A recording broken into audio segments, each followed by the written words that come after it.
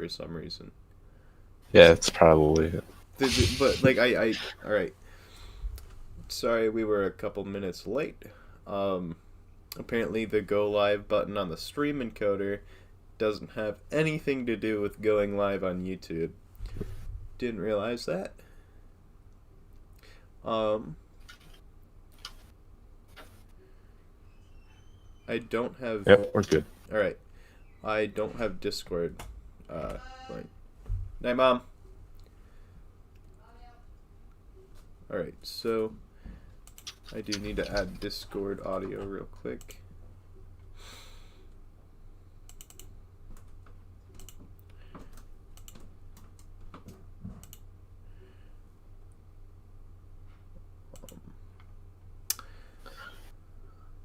You sure we're gonna have enough room on the counter over there?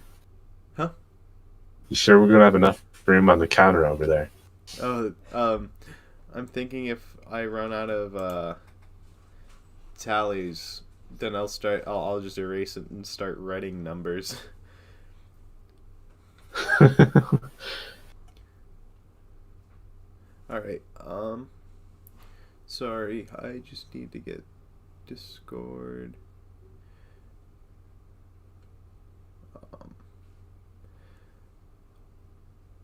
I didn't think about how I was gonna do that.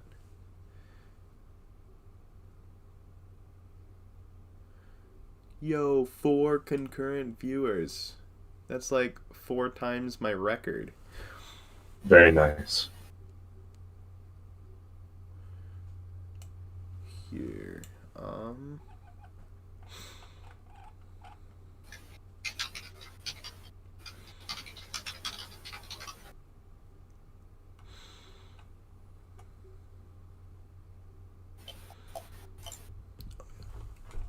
Alright, so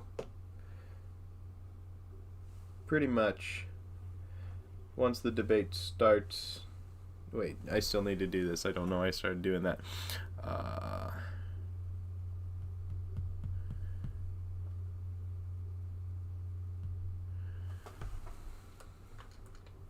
Let me Google something quick.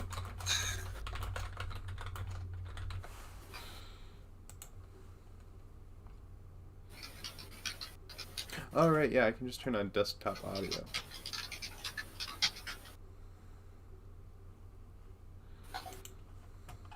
Alright, let me know if you hear yourself in just a second.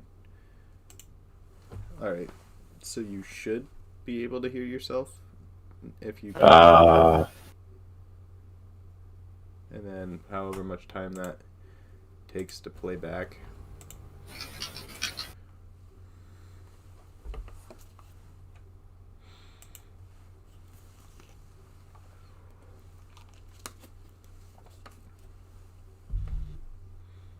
My phone buzzed, but my phone is my camera, so I can't see it. Alright, so were you able to hear yourself, Tyler? yeah. Alright, cool. So I've got a few people who might jump in the chat that I have going here during the debate. And so I'll just show you around. I'm going to point at my screen, which is going to do absolutely nothing for you, but it will. Yeah, I'll get to see. So there's me. We'll go from top to bottom. So there's me. I'm right there. My camera is freezing. All right. Then below me, there is Jerry Seinfeld because I had some empty space. There's the rules if you're joining the drinking game, which I'll explain in just a second. There's the gaff counter, which is pretty much the top 4 things actually, in the either candidate drinker rules. And finally, there's the debate. And so, yeah. How the drinking game is going to work is pretty much I have this shot glass that my brother got in Europe or something like that. It says London, so I'm going to guess in London. And he gave that to me for my birthday, or maybe it was just as a, hey, I went to Europe, have something. So we're going to see how much of this Mountain Dew bottle disappears throughout the stream. Every time that there's a gaffe or a shot, take it down. I have a backup 2-liter. No, that is not the debate. I thought that was the debate. It was like, they are 10 minutes early and I'm not prepared. Yeah, we still got some time. Yeah, we still got some time. Oh, yo, we got a like on the stream. Whoever did that. You're like in the top 15,000 people to ever exist. Alright, so we know the two candidates aren't the best, but Tyler, who do you think is going to have the advantage in tonight's debate? I mean, no. In terms of stuttering and whatnot, Yeah. and actually being able to deliver sentences, I think Trump has them. All right. Yeah. So. However, you never know. Yeah. Who knows what could really happen here? So we do have wild cards. So like, pretty much, the main reason to drink is some sort of a gaffe or just something dumb that they do. So if they lie, they have a hard to follow run-on sentence. They make an obvious mistake to a common phrase, such as the Pledge of Allegiance, Joe Biden, and long stutters. Any of those will count as a gaffe. And then there's the, what did I call them? I forgot. The wild cards, yeah. Something like that. If Joe Biden says, listen here, Jack, you're taking a shot. Come on, man. That's one of Joe Biden's more recent things. There's Trump's huge. And finally, there's Trump's signature smirk, which is just smiles at whatever's happening. Yo, we got 6 people. Is this stream running alright, guys? Just say something in chat if it's not or if it is, because I know I have a history of bad internet. So there's some people on the stage.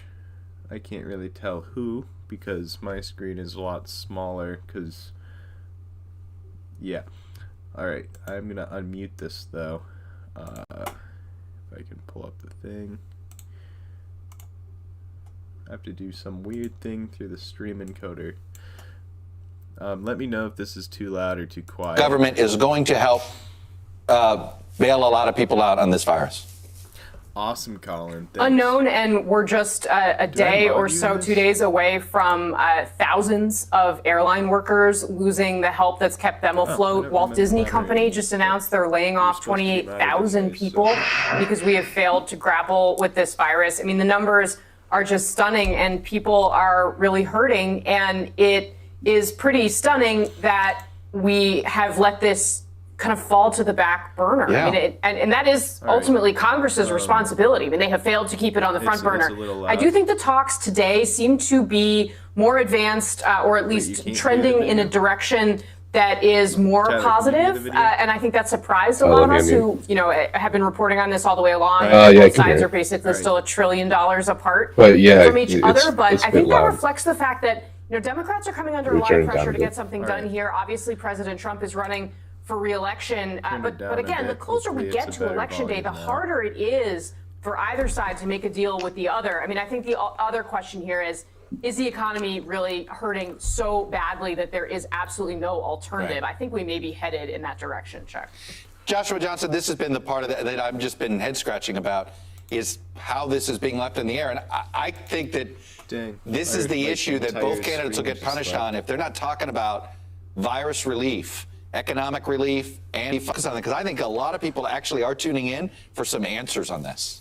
Absolutely. I think that COVID-19 is the issue that should dominate significantly the policy parts of this debate, because it crosses over into so many other things. I mean, the economy is listed as a separate issue from COVID-19. As you just heard from Casey, it's all locked together. I mean, regarding those 28,000 Disney layoffs, the company says the reason it's laying those people off is because it doesn't have guidance on COVID-19. One other issue I'm interested in hearing in particular is the section called Race and Violence in Our Cities, and the way that will be depicted. Obviously, there's concern about violence that's been peripheral to Black Lives Matter protests. It's worth noting that in the early Black Lives Matter protests about Michael Brown's killing in Ferguson, Missouri. Why did it do that? You're no longer participating in protected First Amendment protests. So the framing of that is going to be interesting in terms of whether or not the candidates have a plan to deal with that. And whether or not these two old, wealthy white men are able to speak to a growingly diverse youth about the future of race and equity and diversity.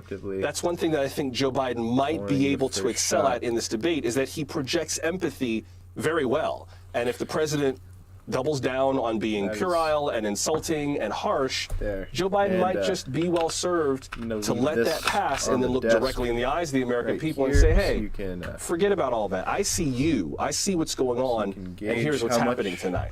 That might change the calculus for who we consider the winner of the debate. But with Donald Trump in the White House, I think the calculus for who wins and loses these days is kind of changing every day. It does seem to, and I do think it's a good point. I mean, certainly that empathy is what Joe Biden has been selling to the American people. Michael Beschloss, we're running short on time here. I want to give you the last word in terms of the sweep and history of this. You mentioned we are facing an unprecedented crisis. What's on the line tonight for our country? Oh, still can't hear me very well. All right. All right, so is it the not come up with a national plan to deal with it? Or me too People quiet? are suffering in this economy in a way that is different from any time ever before. And the other thing, if I might say, Casey, I don't know whose idea it was to put the words race and violence in the cities in the same sentence as an issue to be discussed tonight, but I think that never should have been allowed, because those are two subjects that should not be linked, and it's almost making an editorial comment in itself. No, I think that's a fair point, and certainly there was some criticism of that. I mean, the reality here is that race has been something that we as a nation have been grappling with in such, from the very founding documents of our country. Right. So I do think that it's a very good point. I mean, so much on the line here. I was just reading through Michael Beschloss, through the Atlantic story, what could be on the line here. Tonight in terms of how this election ultimately ends. Joshua Johnson, Michael Beschloss, thank you both so much. Thanks so much for being with us this hour. NBC News coverage of the first 2020 presidential debate between Donald Trump and Joe Biden continues NBC right News, the presidential debate. Here are Lester Holt and Savannah Guthrie. Let me know if we need any volume changes in the chat. First 2020 presidential debate, Donald Trump and Joe Biden face to face. I think the video should be quiet enough now. Just 35 days away, and voting already underway by mail or in person in 30 states. And the stage is it's a big set. day. It's in Cleveland, Ohio. I could go a bit quieter. A little quieter on it still? Colin says it's good. Fox News anchor Chris Yeah, hold on. And the stakes, well, they're high. The presidency and the future direction of the country Say something. on the line tonight, Lester. There's a lot of Taco. ground to cover, Savannah, over the next 90 minutes. The Words. No, that's good. It's good. All right. President Trump's tax returns, the Supreme Court vacancy, If the debate's pandemic, quieter, I'm going the to try economy, turning it up racism, because I and know civil unrest, a and lot the of us integrity are of the here election itself. mainly We because need a little longer than we an have to hour and a half, watch but the debate debate commission has set the rules, has somewhere. determined, by the way, that the moderator is not responsible for fact-checking the candidates tonight. But our team is standing by to do just that and to offer expert insight All right, and so analysis. there's no fact and for checks live today. fact-checking That during is- the debate, that's you can new, go to NBCnews.com. So let's get started. We'll go first to Chief White House correspondent Hallie Jackson, who is inside the debate hall. Hallie, what are you hearing from both camps? A couple of things, Savannah. You have two very different candidates and two very different kinds of debate prep that has been happening. Sources close to President Trump, for example, say he's really been doing more informal Q&As with his top advisors. On the Biden side, I'm people both familiar really with his plan excited say to the see focus how this this week has goes, gotten more but intense really as he has done scared issue to by see how issue this goes. practice sessions, essentially. When you talk about Because topics, watch for President Trump that's to try to turn this race horrifying into that these less are of a referendum and more of a the choice. He will options. likely go on attack. The Probably, only according to aides options. who have been It's- previewing this by getting personal with Joe Biden, potentially going It's after like his son Hunter Biden. On the other side, Joe you're Biden being will focus on offered, the pandemic. He wants to keep the focus on that. a kick and in you the won't balls see a lot of live fact or checking from him unless something a is punch in the particularly face. egregious, Savannah. Or no, it's more like a Also with punch us in is the NBC throat. News political director and moderator of Meet A kick in the balls or a punch in the balls? What will you be watching Yeah. for this evening? Kick in the balls It's or an unusual punch in the balls. situation when Yeah. the front runner is So, the challenger, we just and the gotta person know that has to upend the race is actually the what- incumbent, and that's what- Donald Trump I- here. I'm curious I to pulled a see. Joe Biden does and President forgot what I was Trump- saying. He's been telegraphing that he's going to get personal and basically do whatever it takes to shake this up is ready. Joe Biden. I'm does he actually expecting tell to voters use it what he wants to do for a nearly second term? It's something he immediately. hasn't done. For Joe Biden, it's obvious. Is he able to parry away by Trump's attacks without chasing him down rabbit holes? We're about 30 seconds away. Senior Washington correspondent Andrea Mitchell is there. The moderator is in place. This race has been remarkably stable, but a debate always has the opportunity to upend things, Andrea. Absolutely. And Donald Trump goes into this debate farther behind in national polls than any incumbent My phone since buzzed, George Herbert Walker but Bush in '92 against if Bill you're Clinton. watching but the that was a stream three-way and you race just with messaged Ross me, I Perot. cannot Still, see he's it. got a lot to prove, Otherwise, but I'm I would sorry to not whoever bet keeps on, messaging any me. conventional wisdom tonight. He There's is a no way I performer, can and of really course, see we that. have to see how he performs tonight. All right, Andrea, thanks. And with the debate about to begin, we want to go to Cleveland and moderator Chris Wallace. Here he is.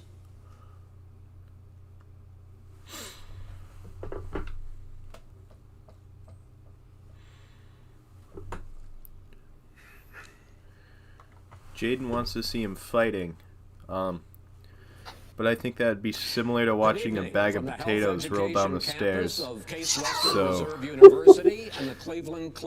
not really sure that would be entertaining. And I welcome you to the first of the 2020 presidential debates between President Donald J. Trump and former Vice I'm gonna move President this. Joe That's Biden. like in the way of the This screen. debate is sponsored by the Commission on Presidential Debates. The commission has designed the format, 6 roughly 15-minute segments with 2-minute answers I from saw each this guy on candidate to the TV first before, question, then but open I guess discussion his for the hair rest color got of like each segment. 4 shades Both lighter campaigns have agreed between to these when I rules. saw him For the a month record, ago I decided the and when I topics didn't.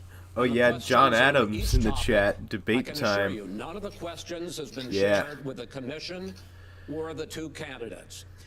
This debate is being conducted under It's health and quite- safety protocols quite designed cool by the Cleveland that, Clinic, which is John serving as Adams the came health all the way from security the advisor to the commission 1700s for all 4 debates. just to watch this stream. As a precaution, both campaigns have agreed that Trump candidates versus Burden. will not shake Oh, yeah. hands at the beginning of tonight's debate.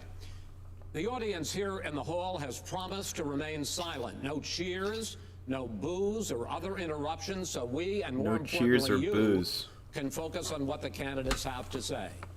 No noise except All right. right now. So as we I'm just going welcome to be the up front. Republican I do nominee, have a President bias. Trump, and the Democratic nominee, I Vice hate President both these Biden. people, but I'll try to be as unbiased as possible.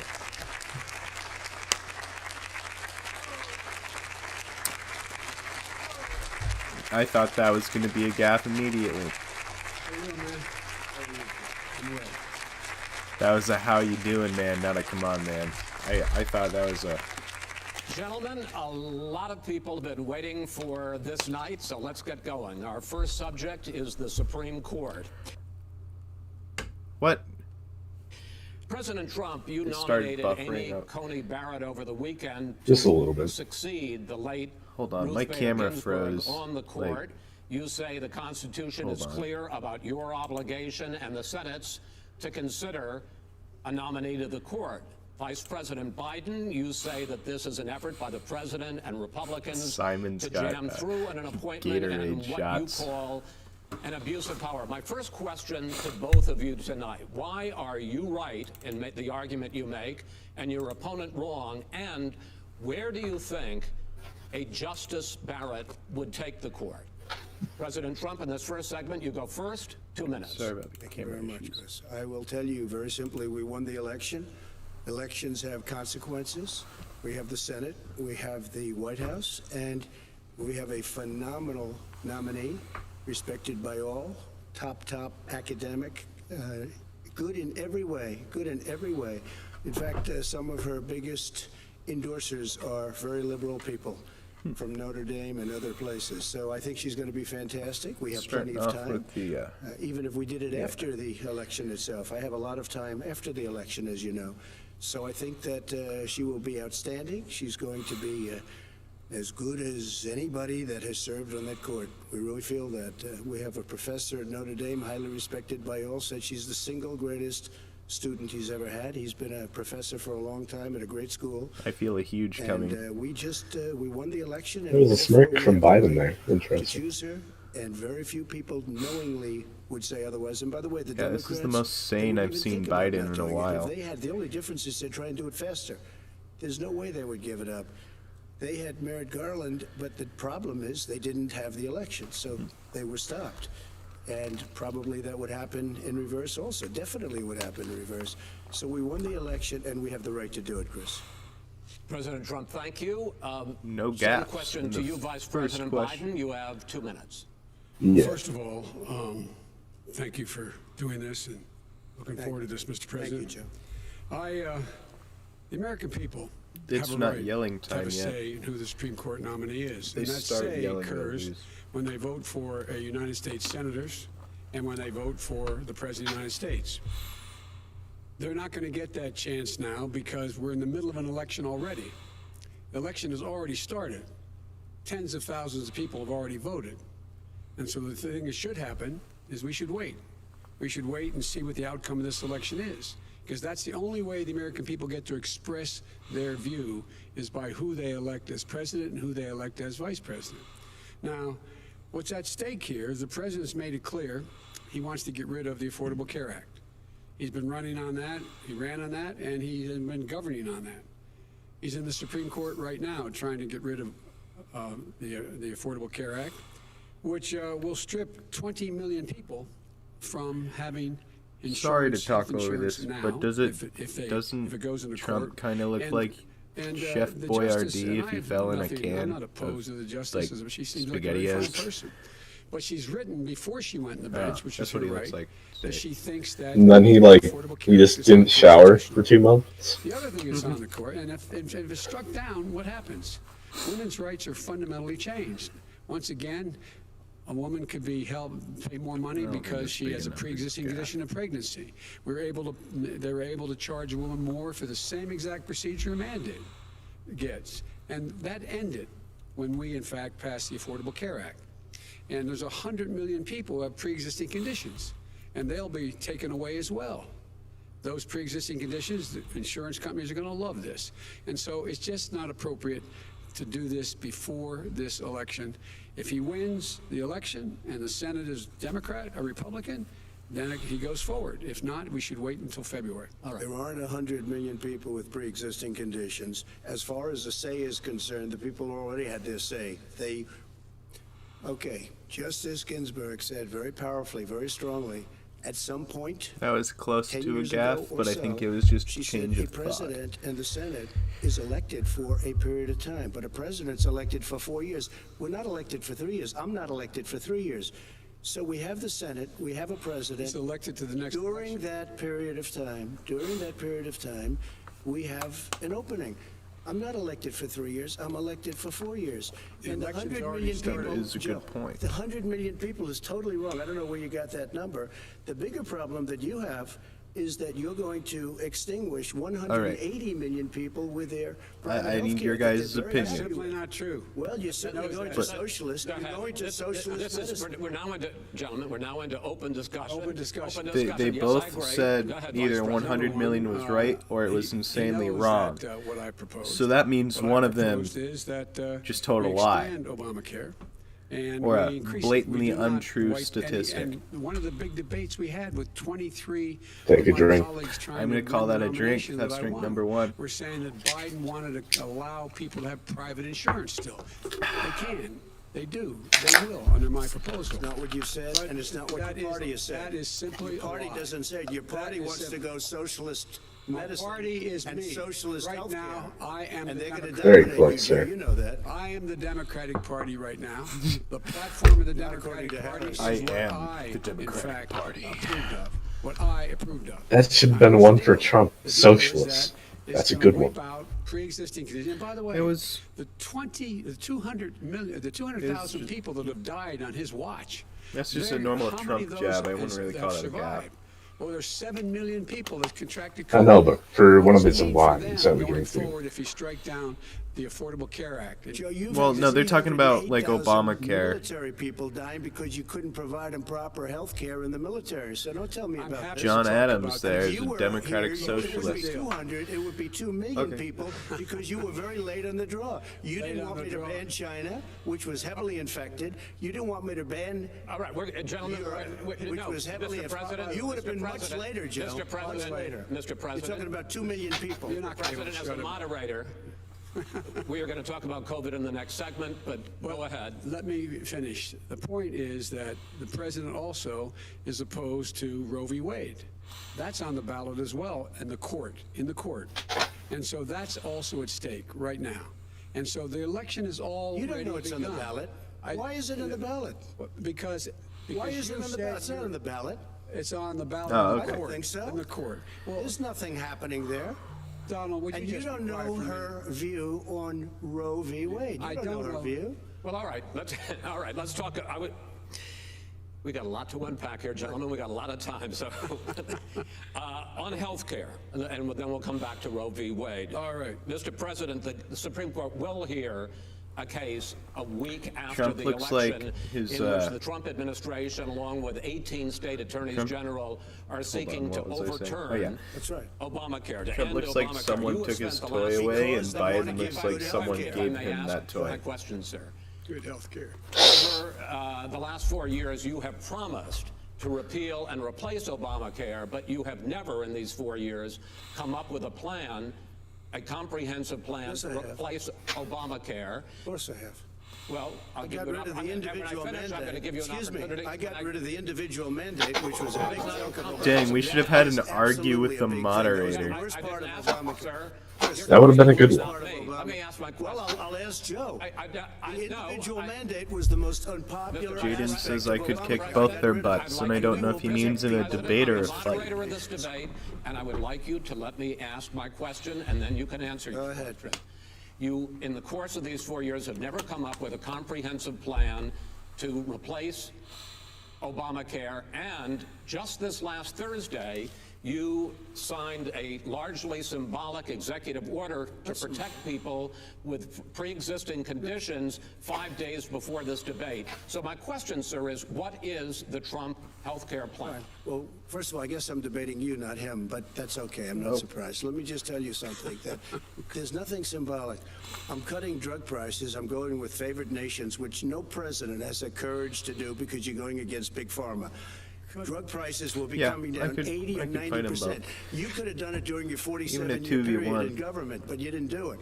Nobody's done it. So we're cutting health care. What about All of the pre-existing things that conditions? we've done, He has not cut insulin. I healthcare. give you an example. Insulin. It was destroying families, destroying people because I'm getting it for so cheap It's like water, you want to know the truth. So cheap. Take a look at all of the drugs, what we're doing, prescription drug prices. I'm sorry, but allow our governors now to go to other countries to buy drugs because they pay just a tiny fraction. Trump saying he gets insulin, like, this is big stuff. Sir, you'll be happy. I'm about to pick up on one of your points to ask the vice president, which is he points out that you would like to add a public option to Obamacare, and the argument that he makes and other Republicans make is that that is going to end private insurance. It is and not. Well, if I can ask you the question, it will Not end. what your party says, by the way. It will end private insurance and create a government takeover of health care. It does not. It's only for those people who are so poor they qualify for Medicaid. They can get that free in most states, except governors who want to deny people who are poor Medicaid. Anyone who qualifies for Medicare would, Medicaid would automatically be enrolled in the public option. The vast majority of the American people would still not be in that option. Number one. Joe, you agreed with Bernie Sanders, far left, on the manifesto, we call it. That gives you socialized medicine. Look, hey, Are you saying I'm not you going didn't to listen to him. The fact of the matter is, I beat Bernie Sanders. Not by much. I beat him a whole hell of a lot. I'm here standing facing you, Pocahontas would have left 2 days early. You would have I'm lost crossing my fingers for it. Come on, man. Super Tuesday. You got very lucky. Here's the deal. I got very lucky. I'm going to get very lucky tonight as well. And tonight I'm going to make sure, because here's the deal. This just Here's in. the deal. Biden is The fact getting is lucky that everything tonight. he's saying so far is simply a lie. I'm not here to call out his lies. Everybody knows he's a liar. But you I just agree. want to make sure. Joe, you're the liar. I want to make sure. Graduated last in your class, and first in your class. I want to make Mr. sure. President, can you let him finish, sir? He doesn't know how to do that. He has, That's a smirk. You pick. You'd be surprised. There we go. That's a smirk. That's a drink. The wrong time. Listen, you agreed with Here's the Bernie deal. Sanders to the manifesto. Let him There is no manifesto. Number one. speak, Mr. Number two. You just lost the left. Number two. You just lost the left. You agreed with Bernie Sanders on a plan. Folks, absolutely folks, agreed do you to. have any And under that idea plan, what you this clown's socialized, doing? They call it You have any doing? socialized medicine. Mr. I'll President. tell you what, he is not for any help for people needing health care. Because he in fact already has cost 10 million people their health care that they had from their employers because of his recession. Number one. Number two, there are 20 million people getting health care through Obamacare now that he wants to take it away. He won't ever look you in the eye and say that's what he wants to do. Take it away. No, I want to give Number you better three, health care at a much lower price because and by the way, he Obamacare doesn't is know no how. good. He doesn't know how I've to do already that. fixed it. He has never I've offered already a fixed plan. it to an extent. He has never Obamacare, done a as you single might thing. know, but probably don't. Gentlemen, you realize if you're both speaking at the same time, and it's too expensive. let the president go ahead, sir. Obamacare is no good. We made it better, and I had a choice to make very early on. We took away the individual mandate. We guarantee pre-existing conditions, but took away the individual mandate. Yeah, this is definitely going off the rails fast. Destroyed. They shouldn't even call it Obamacare. Then I had a choice to make. Yeah. Do I let my people run it really well or badly? If I run it badly, they'll probably blame him, but they'll blame me. But more importantly, I want to help people. Okay? I said, you got to I'm going run to be it so honest, well. Trump isn't doing And as well just as had I a meeting with them. expected. They said the problem is no matter how we're only in the well first you third, run though. Obamacare, it's a know. disaster. It's too expensive. Premiums are too high, and it doesn't work. So we do want to get rid of it. Chris, we want to get rid of it. A lot less drink. There's a smirk. There was a smirk. There's a smirk by Trump. Let the vice president talk. All right. So He has there's no a second plan for smirk. So healthcare. another smirk. Another drink. He sends out wishful thinking. Another one. He has executive orders Interesting. that have no power. He hasn't I didn't see lowered that. drug costs for anybody. He's been promising a health care plan since he got elected. He has none, like almost everything else he talks about. He does not have a plan. He doesn't have a plan. And the fact is, this man doesn't know what he's talking about. All right, He's I have one final question for you, Sure. Mr. Vice President.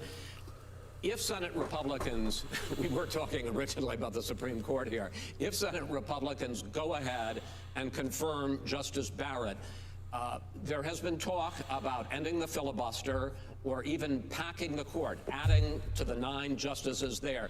You call this a distraction by the president, but in fact it wasn't brought up by the president. It was brought up by some of your Democratic colleagues in the Congress. So my question to you is, you have refused in the past to talk about it. Are you willing to tell the American people tonight whether or not you will support either ending the filibuster or packing the court? Whatever position I take on that, that'll become the issue. The issue is the American people should speak. You should go out and vote. You're in voting now. Vote and let your senators know how strongly you feel. Vote now. Make sure you, in fact, let people know you're senators. I'm not going to answer the question. Why would you answer that because question? the question is, radical left. Would you shut up, man? Listen, who is on your list, Joe? Who's on your list? Right, gentlemen, I think this is so unprecedented. We have ended this segment. We're going to move on to the second segment. That was really a productive segment, wasn't it? All right, Keep yapping, man. The people understand, Joe. We got Biden refusing to answer a question already. The second subject is COVID-19, which is an awfully serious subject. And Trump will not shut up. We have had more than 7 million cases. Yeah, Biden didn't answer. Do we need to add not answering the question into this? 200,000 people have died. You should A, add not answering the question, and B, completely derailing the subject. It's a little late. I'll have that for the next one. Because Take notes for the next one. My question for both of you is, based on what you have said and done so far, and what you have said you would do starting in 2021, I didn't see this. Why should the American people Biden trust smirk, you but not a more Trump than smirk. your opponent to deal with this public health crisis going forward? In this case, the question goes to you first, sir. 2 minutes uninterrupted. Good luck. 200,000 dead. As you said, over 7 million infected in the United States. Good luck. We, in fact, have What was that? 5%, Good luck on 4% not of the being world's interrupted. population, 20% of the deaths.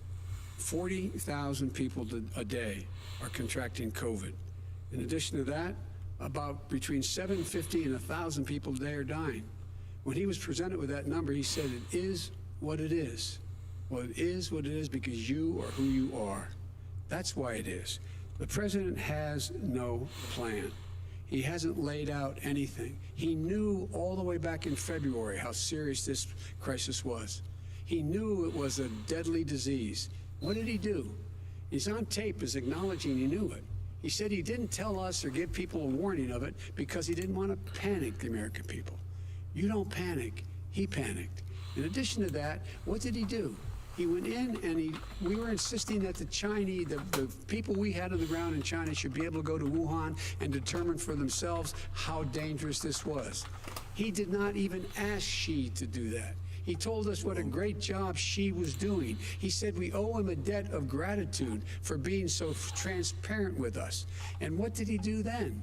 He then did nothing. He waited and waited and waited. He still doesn't have a plan. I laid out back in March exactly what we should be doing. And I laid out again in July what we should be doing. We should be providing all the protective gear possible. We should be providing the money the House has passed in order to be able to go out and get people the help they need to keep their businesses open schools. It costs a lot of money.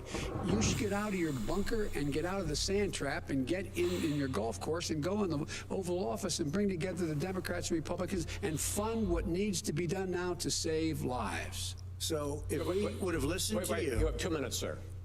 If we would have listened to you, the country would have been left wide open. Millions of people would have died, not 200,000, and one person is too much. It's China. Never happened. They stopped it from going in, but it was China's fault.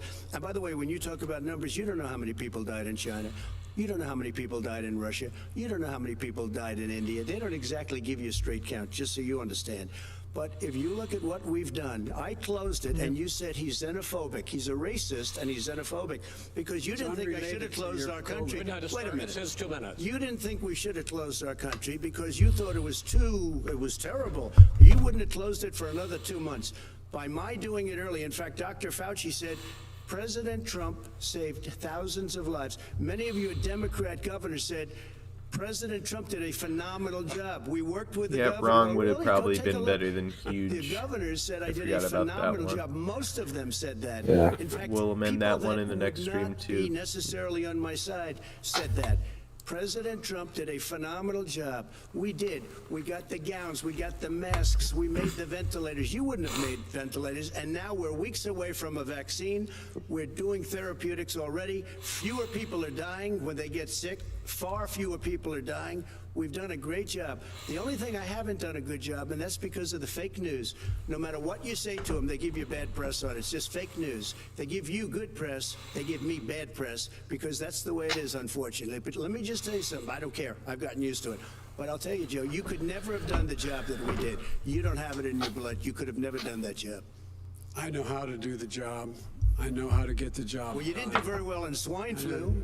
H1N1, you were a disaster. Your own chief of staff said you were a disaster. 14,000 people died, not 200,000. There was no economic recession. Sir, you made a There was no recession. You made a point. Let him answer. And there was we didn't shut down the economy. This is his economy he's shut down. The reason it's shut down is because, look, you folks at home, how many of you got up this morning and had an empty chair at the kitchen table because someone died of COVID? How many of you were in a situation where you lost your mom or dad and you couldn't even speak to them? You had a nurse holding a phone up so you could, in fact, say goodbye. You would have lost far more people. Far more people. And you would have been. And by the way, his own CDC director says we could lose as many as another 200,000 people between now and the end of the year. And he held up. He said, if we just wear a mask, we can save half those numbers. Just a mask. And by the way, in terms of the whole notion of a vaccine.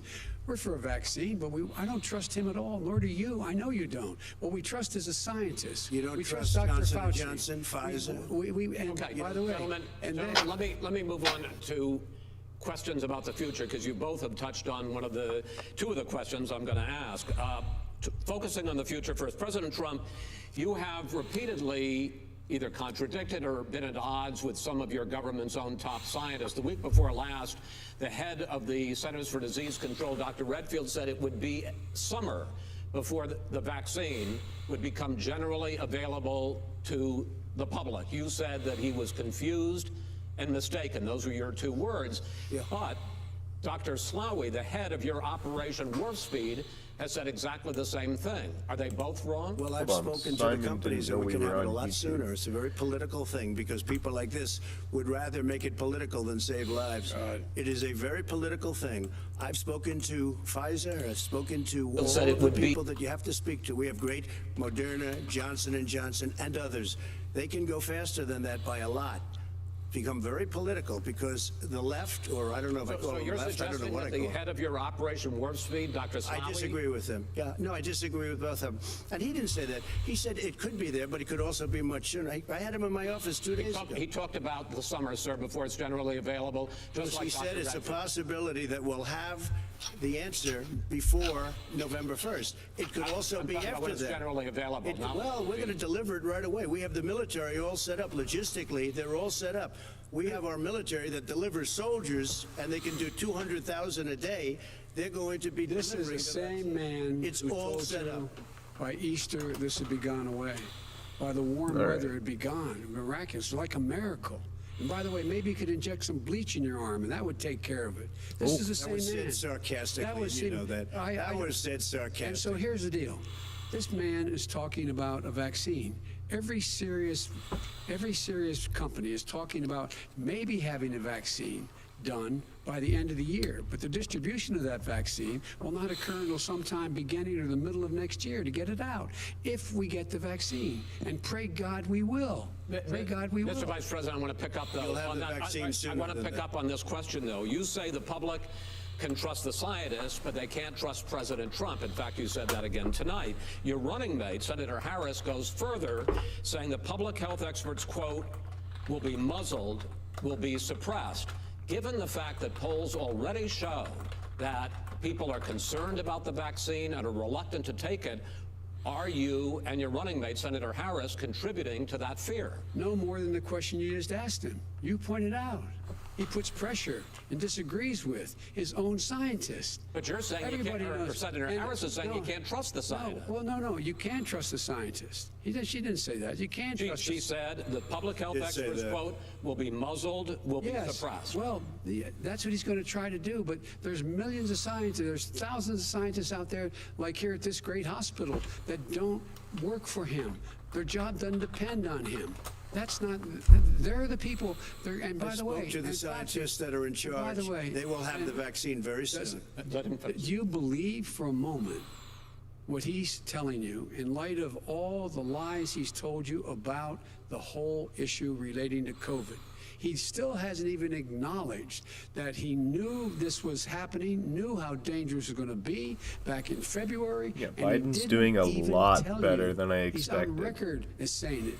He panicked or he just looked at the stock market. One of the two, because guess what? A lot of people died. And a lot more are going to die unless he gets a lot smarter, a lot quicker. Mr. President? Did you use the word smart? So you said you went to Delaware State, but you forgot the name of your college. You didn't go to Delaware State. You graduated either the lowest or almost the lowest in your class. Don't ever use the word smart with me. Don't ever use that word. Oh, give me a break. Because you know what? There's nothing smart about you, Joe. 47 years you've done nothing. Let's have this debate. Yeah, no major stuttering yet. I'm hoping after the first break, if you would have had Biden's team, of what I was guess, put through. I had to close the greatest required economy in the 3 history of our breaks for country. And by the way, Biden. now it's being built again. You see, and it's We're going going to up get to the fast. economy in the next segment, sir. Okay. It's going up fast. Okay. Look forward to it. When it comes to how the virus has been handled so far, the two of you have taken very different approaches, and this is going to affect how the virus is handled going forward by whichever of you ends up becoming the next president. I want to quickly go through several of those. Reopenings. Vice President Biden, you have been much more reluctant than President Trump about reopening the economy and schools. Why, sir? Because he doesn't have a plan. If I were running, I know what the plan is. You've got to provide these businesses the ability to have the money to be able to reopen with the PPE as well as with the sanitation they need. Yeah, you have to Biden provide just them plastic doesn't know what's happening unless he's Well, on he's this just shush for a specific minute. stage. Tell it to Nancy Pelosi And Schumer, by the Brian way, Chuck. Nancy Pelosi and Schumer, they have a plan. He won't even meet with them. The Republicans won't meet with him in the Senate, and he sits on his golf course. And well, I mean, literally, think about it. You probably play more than I do, Joe. What about this question of reopenings and the fact? Well, he wants to shut down this country, and I want to keep it open. And we did a great thing by shutting it down. Wait a minute, Joe. Let me shut you down for a second, Joe, just for 1 second. Trump's meme magic is wearing off. He wants to shut down the country. We just went through it. We had to because we didn't in know this anything about the specific disease. debate, Now we found that elderly people with heart problems and diabetes and different problems are very, very vulnerable. We learned a lot. Young children aren't. Even younger people aren't. We've learned a lot. But he wants to shut it down. More people will be hurt by continuing. If you look at Pennsylvania, if you look at certain states that have been shut down, they have Democrat governors all. One of the reasons they're shut down is because they want to keep it shut down until after the election. Trump has taken all the bad shots. But those states are not doing well that are shut down right now. President Trump, you have begun to increasingly question the effectiveness of masks as a disease preventer. And in fact, recently you have cited the issue of waiters touching their masks and touching plates. Are you questioning I think the masks efficacy are okay. of You have to understand, if you look, I mean, I have a mask right here. I put a mask on, when I think I need it.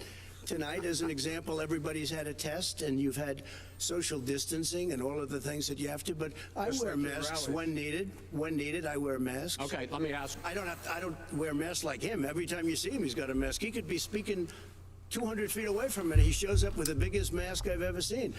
I will say this. Vice President Biden, go ahead, sir. Look, the way to open businesses is give them the wherewithal to be able to open. We provided money. But I was asking you, sir, about masks. Well, masks make a big difference. His own head of the CDC said if we just wore masks between now, everybody wore a mask in social distance between now and January, we'd probably save up to 100,000 lives. It matters. And they've also said the opposite. They've also said no serious person said the opposite. Yeah. No serious.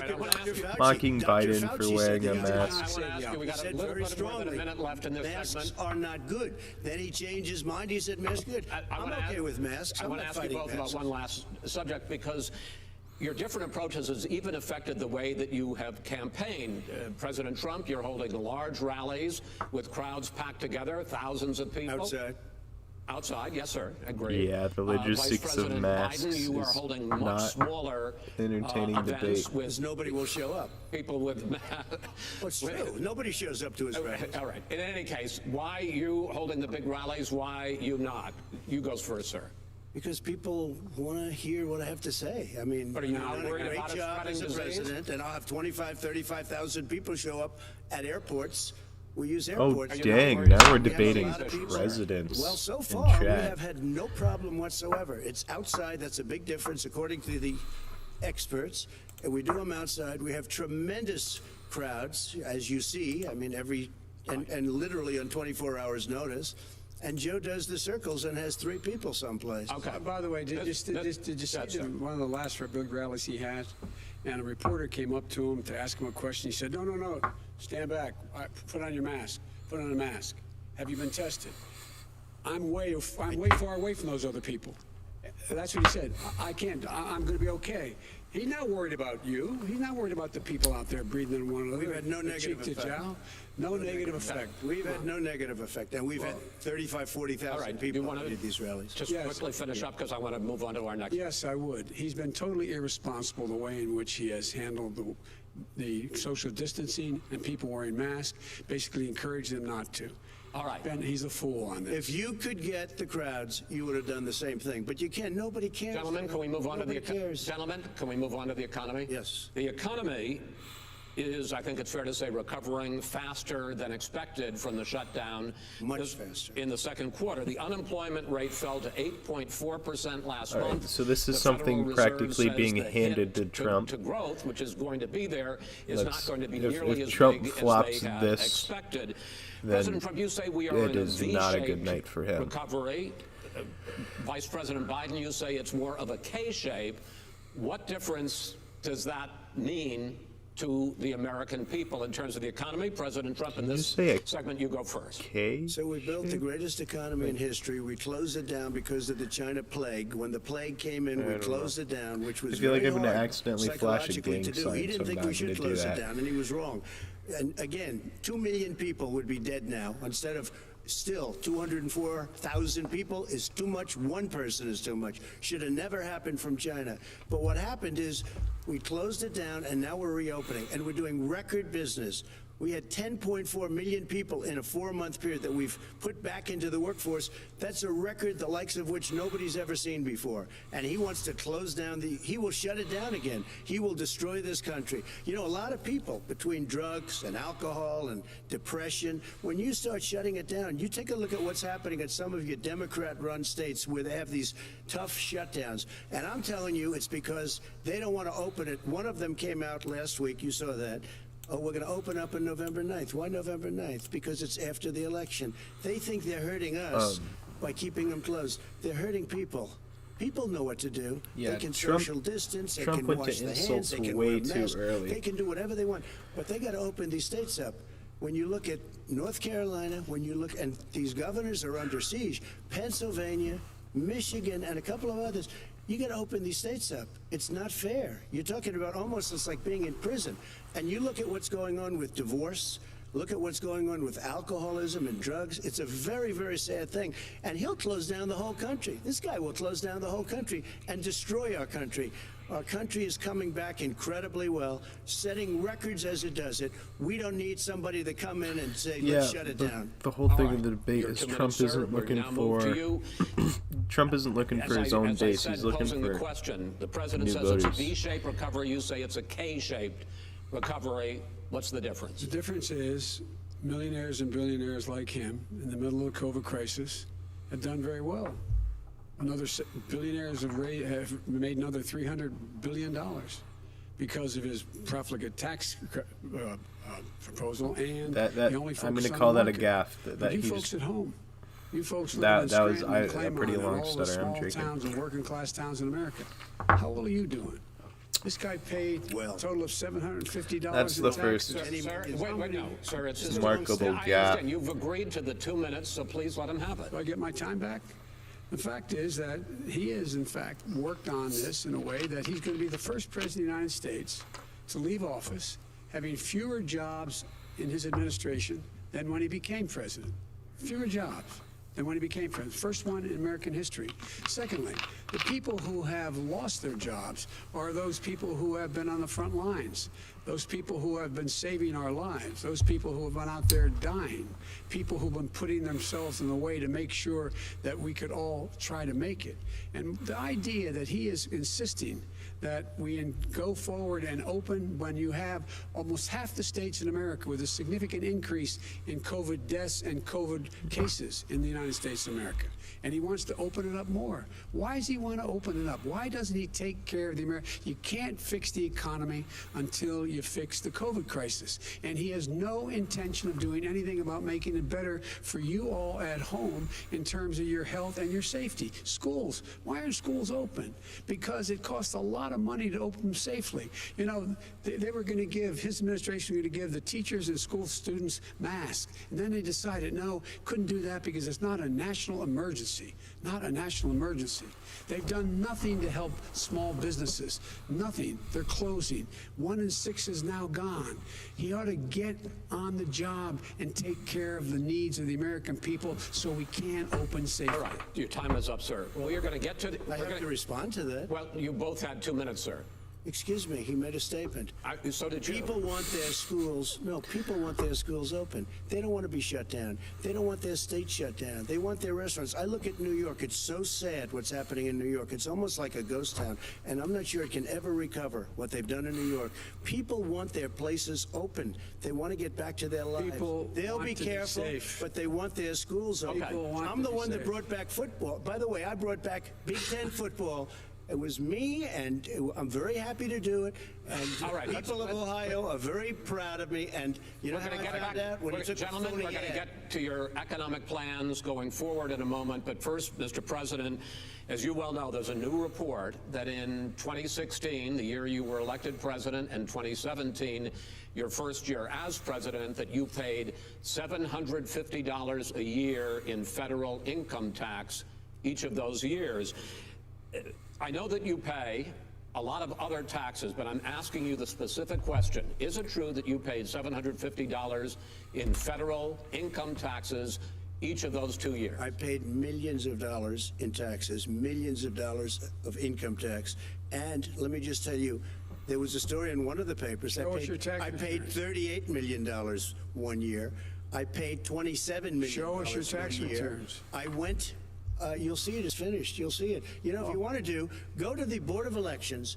There's a 118-page or so report that says everything I have, every bank I have, I'm totally under-leveraged because the assets are extremely good, and we have a very, I built a great company. I'm asking you a specific question, which is... Let me tell you. I understand all of that. I understand all of that. No, Mr. President, I'm asking you a question. Will you tell us how much you paid in federal income taxes in 2016 and 2017? Millions of dollars. You paid millions of dollars? Millions of dollars, so yes. Not 750. Millions of dollars, and you'll get to see it. And you'll get to see it. But let me just Trump is saying he's given his tax returns at some point. It was the tax laws. I don't want to pay tax. Before I came here, I was a private developer. I was a private business people. Like every other private person, unless they're stupid, they go through the laws, and that's what it is. He passed a tax bill that gave us all these privileges for depreciation and for tax credits. We build a building and we get tax credits, like the hotel on Pennsylvania Avenue. You get a massive, which, by the way, was given to me by the Obama administration, if you can believe that. Now, the man got fired right after that happened. But Vice President Biden, you want to respond? Yeah, I do want to respond. Look, the tax code that made him put him in a position that he pays less tax than a school teacher makes on the money a school teacher makes is because of him he says he's smart because he can take advantage of the tax code. That was a stutter, but I don't think it was long enough of a stutter. And he does take advantage of the tax code. That's why I'm going to eliminate the Trump tax cuts, and I'm going to eliminate those tax cuts and make sure that we invest in the people who in fact need the help. People out there need help. But why didn't you do it over the last 25 years? Because you weren't president. Because you weren't president screwing things up. You were a senator. And you're the worst president America has ever had. Hey, Come Joe, on. let me just tell you, Joe. I've done more in 47 months. I've done more than you've done in 47 years, Joe. We've done things that you never even thought of doing, including fixing the broken military that you gave me, including taking care of your vets. Mr. President, we're talking about the economy. I'd like to ask you about your plans going forward because, Mr. Vice President, your economic plan, if you were to be elected president, focuses a lot on big government, big taxes, big spending. I want to focus first on the taxes. You propose more than $4 trillion over a decade in new taxes on individuals making more than $400,000 a year and on corporations. President Trump says that kind of an increase in taxes is going to hurt the economy as it's just coming out of a recession. Well, just take a look at what is the analysis done by Wall Street firms. Points out that my economic plan would create 7 million more jobs than his in 4 years, number one. And number two, it would create an additional $1 trillion in economic growth because it would be about buying American.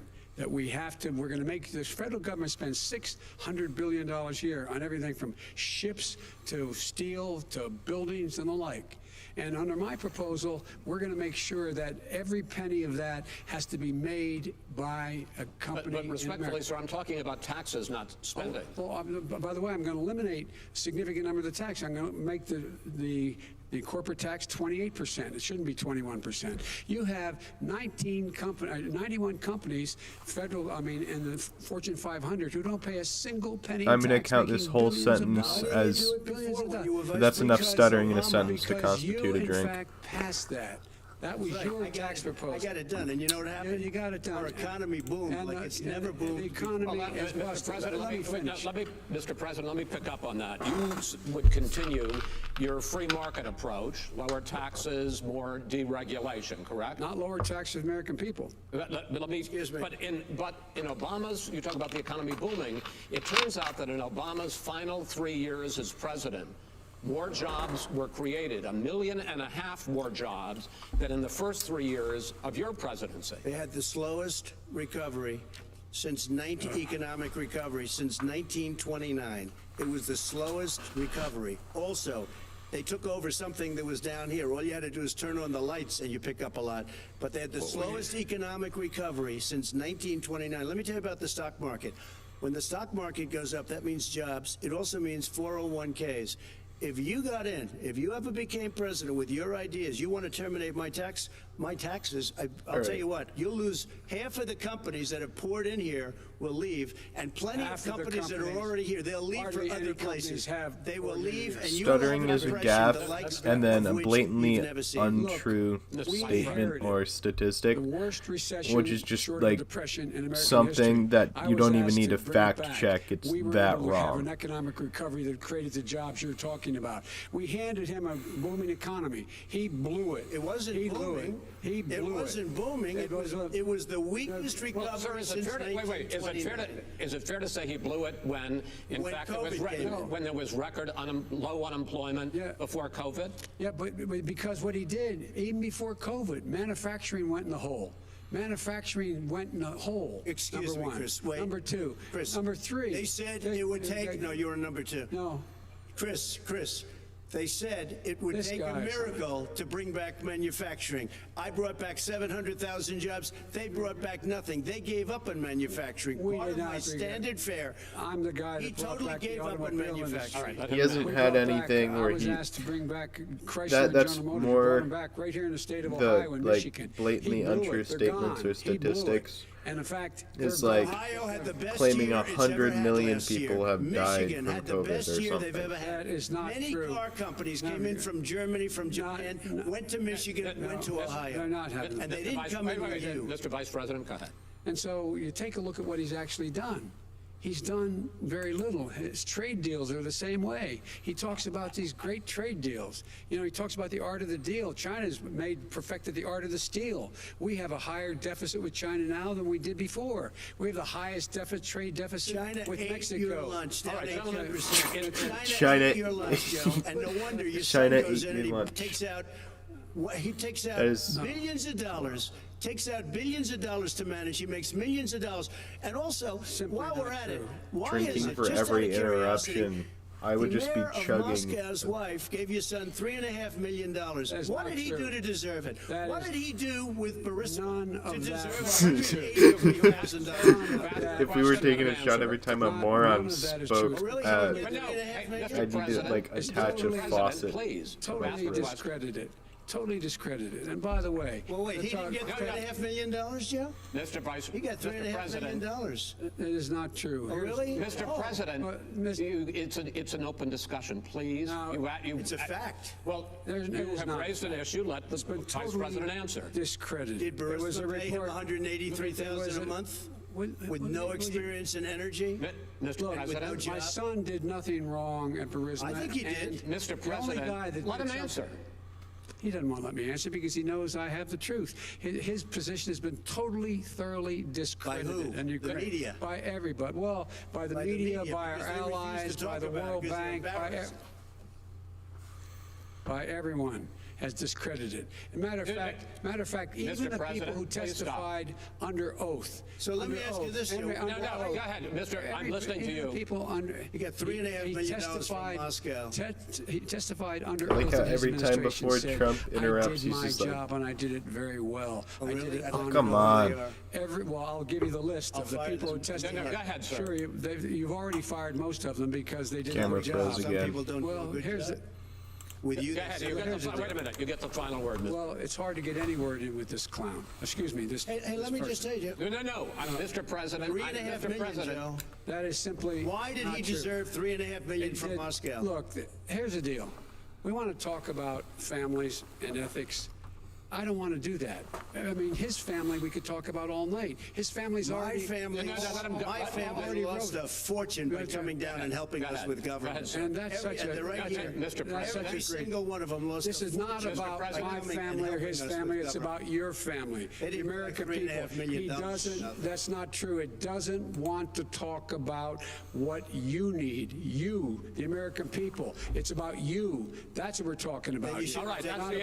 That's the end of the segment. We're moving on. He didn't take that. Vice President, no. Can I be honest? It's a very important Try to be question. honest. He stood up. No, the answer to the question is no. Ukraine. No, sir. With $1 billion, if you that is absolutely not true. You're going to have true. Gentlemen.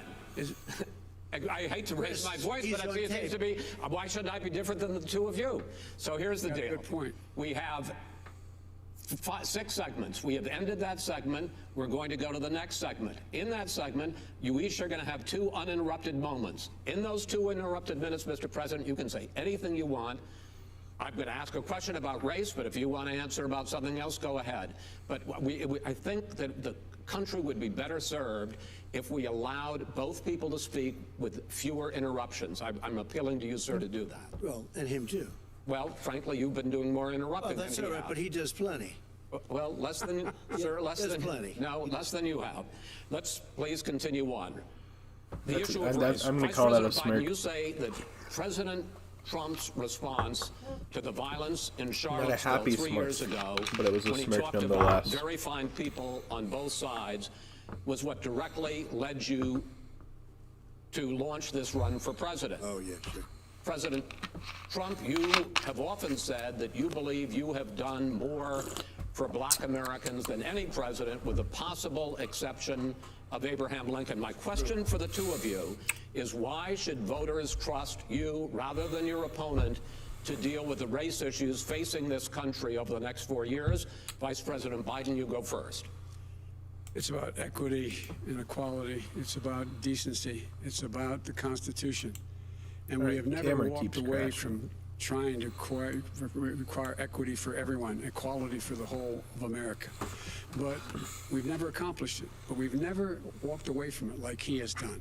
It is true. The reason I got in the race is when those people, close your eyes, remember what those people look like coming out of the fields carrying torches, their veins bulging, just spewing anti-Semitic bile, and accompanied by the Ku Klux Klan. A young woman got killed. And they asked the president what he thought. He said there were very fine people on both sides. No president's ever said anything like that. It is who's now, sir. Second point I'd make to you is that when Floyd was killed, when Mr. Floyd was killed, there was a peaceful protest in front of the White House. What did he do? He came out of his bunker, had the military use tear gas on him so he could walk across to a church and hold up a Bible. And then what happened after that? The bishop of that very church said that it was a disgrace. The general who was with him said all he ever wants to do is divide people, not unite people at all. This is a president who has used everything as a dog whistle to try to generate racist hatred, racist division. This is a man who, in fact, you talk about helping African Americans. 1 in 1,000 African Americans has been killed because of the coronavirus. And if he doesn't do something quickly, by the end of the year, 1 in 500 will have been killed. 1 in 500 African Americans. This man is a savior of African Americans. This man cares at all. This man's done virtually nothing. Look, the fact is that you have to look at what he talks about. You have to look at what he did. And what he did has been disastrous for the African-American community. So, President Trump, you have 2 minutes. Why should Americans trust you over your opponent to deal with racism? He did a crime bill, 1994, where you call them super predators, African Americans, super predators, and they've never forgotten it. They've never forgotten it, Joe. No, sir, it's his 2 minutes. So you did that, and they call you a super predator, and I'm letting people out of jail now that you have treated the African American population community, you have treated the black community about as bad as anybody in this country. You did the and that's why, if you look at the polls, I'm doing better than any Republican has done in a long time, because they saw what you did. You call them super predators, and you've called them worse than that. Because you look back at your testimony over the years, you've called them a lot worse than that. As far as the church is concerned, my camera keeps and as freezing, far as the generals so I'm just going to be frozen like this for a minute. 250 military leaders and generals, total support. Law enforcement, almost every law enforcement group in the United States. I have Florida, I have Texas, I have Ohio, I have Portland. The sheriff just came out today and he said, I support President Trump. I don't think you have any law enforcement. You can't even say the word law enforcement, because if you say those words, you're going to lose all of your radical left supporters.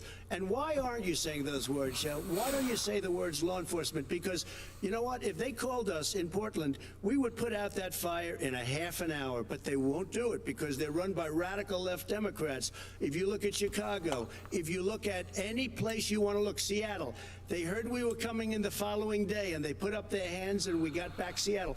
Minneapolis, we got it back, Joe, because we believe in law and order, but you don't.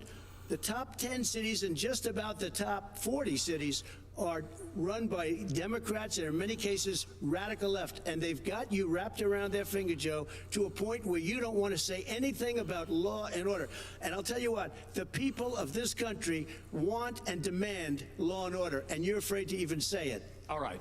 I want to return to the question of race.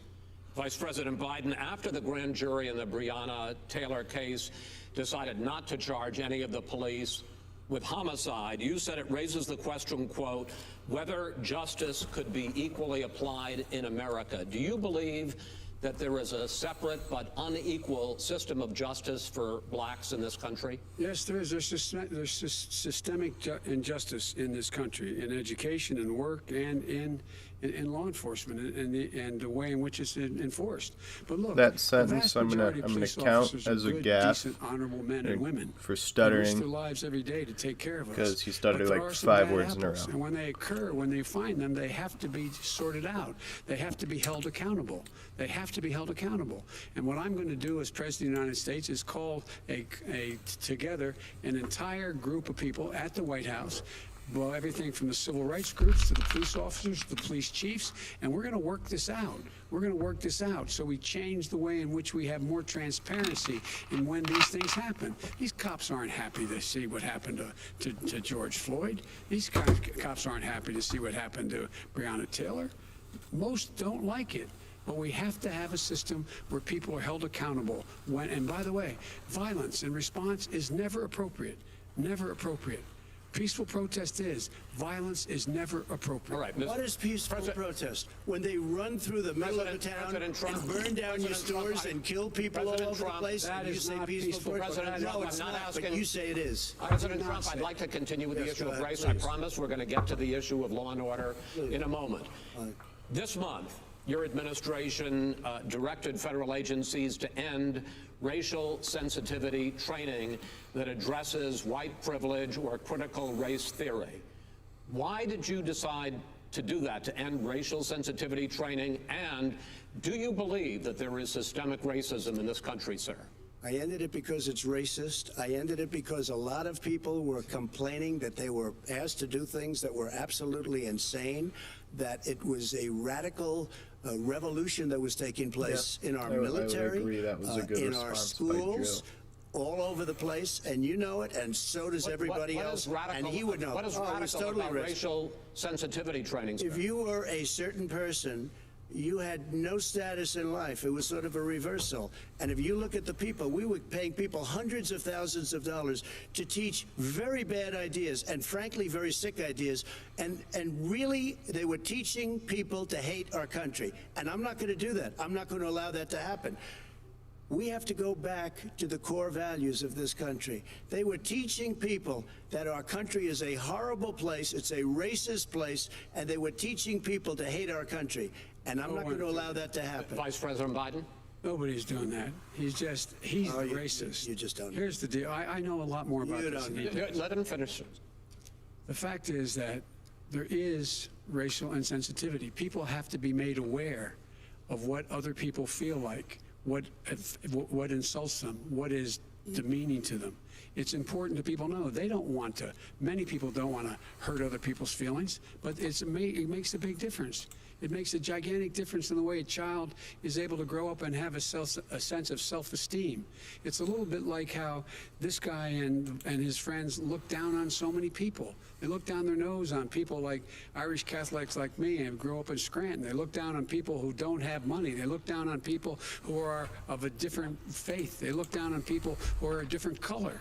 In fact, we're all Americans. The only way we're going to bring this country together is bring everybody together. There's nothing we cannot do if we do it together. We can take this on and we can defeat racism in America. President Trump, sir. During the Obama-Biden administration, there was tremendous division. There was hatred. You look at Ferguson, you go to many places. Look at Oakland. Look what happened in Oakland. Look what happened in Baltimore. Look what happened. Frankly, it was more violent than what I'm even seeing now. But the reason is that the Democrats that run these cities don't want to talk like you about law and order. And you still haven't mentioned. Are you in favor of law and order? I'm in favor of law. You follow it. Are you in favor of law and order? Go ahead. You asked a question. Let him finish. Law and order. Law and order with justice, where people get treated fairly. Okay. And the fact of the matter is, violent crime went down 17%, 15% there goes one of Trump's biggest talking points. On his watch. Went down much more than ours. All right, we're down. Mr. President, you're going to Mr. President, every record in the book. Mr. President, you're going to be very happy because we're now going to talk about law and order. Places we had trouble were Democratic-run cities. That's exactly my question. There has been a dramatic increase in homicides in America this summer particularly, and you often blame that on Democratic mayors and Democratic governors, but in fact there have been equivalent spikes in Republican-led cities like Tulsa and Fort Worth. So the question is this really a party issue? I think it's a party issue. You can bring in a couple of examples, but if you look at Chicago, what's going on in Chicago, where 53 people were shot and 8 died shot. If you look at New York, where it's going up like nobody's ever seen anything, the numbers are going up 100, 150, 200% crime. It is crazy what's going on. And he doesn't want to say law and order because he can't, because he'll lose his radical left supporters. And once he does that, it's over with. But if he ever got to run this country, every time Trump's and they about ran to it the way interrupt, he he's would want just to run it, we would have our suburbs would be gone. By the way, our suburbs would be gone, and you would see problems like you've never seen. He wouldn't know a suburb unless he took a wrong turn. Oh, I know suburbs. He would not. So much Go ahead. Wait a minute. I was raised in the suburbs. This is not 1950. All these dog whistles and racism don't work anymore. Suburbs are by and large integrated. There's many people today driving their kids to soccer practice and or to black and white and Hispanic in the same car as there have been any time in the past. What really is a threat to the suburbs and their safety is his failure to deal with COVID. They're dying in the suburbs. His failure to deal with the environment. They're being flooded. They're being burned out because his refusal to do anything. That's why the suburbs are in trouble. I do want to talk about this issue of law and order, though, and in the joint recommendation that came from the Biden-Bernie Sanders task force, you talked about, quote, reimagining policing. First of all, what does reimagining policing mean, and do you support? It means. Let me, if I might finish the question. What does reimagining policing mean, and do you support the Black Lives Matter call for community control of policing? Look, what I support is the police having the opportunity to deal with the problems they face.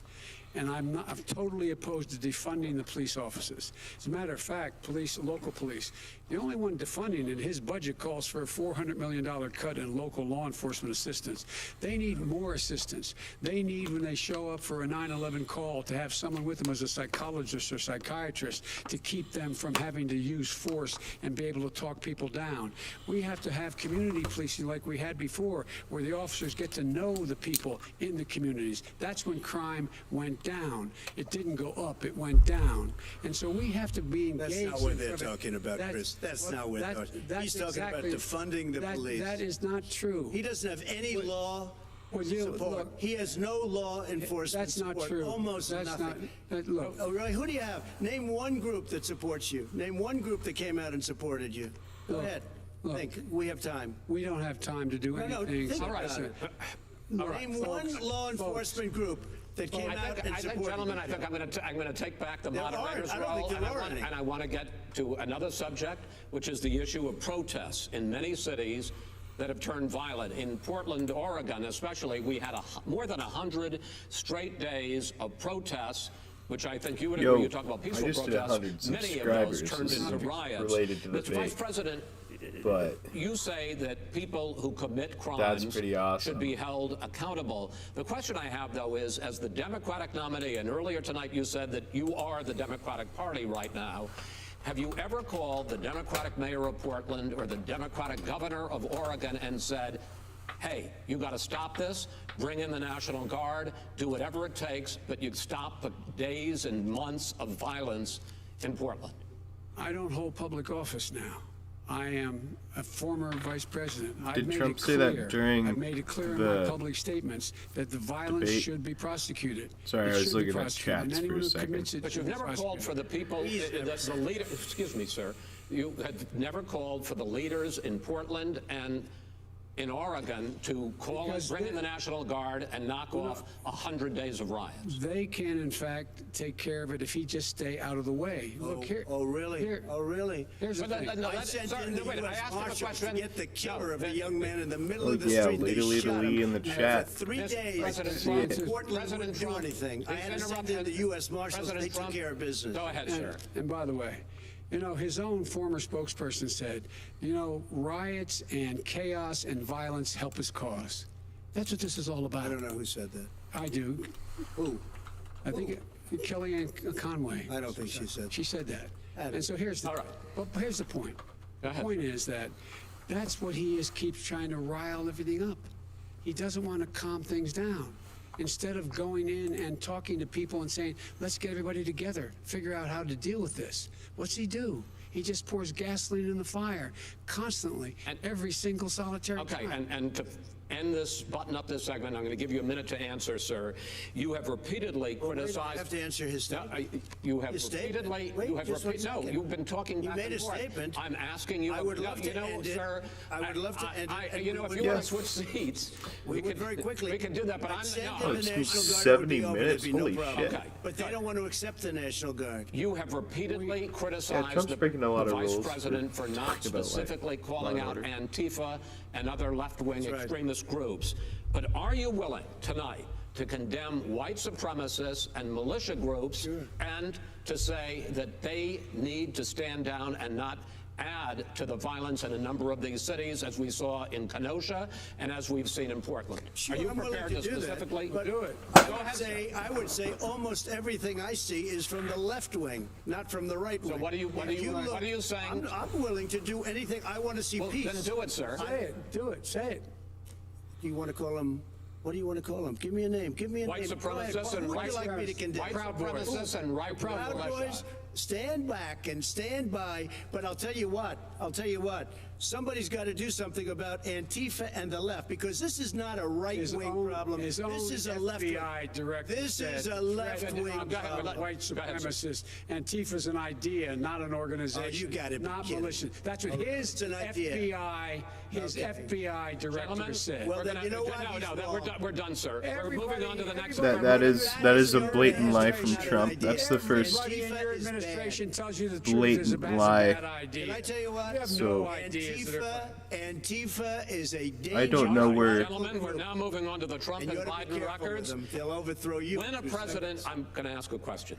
When the president seeks a second term, it is generally a referendum on his record.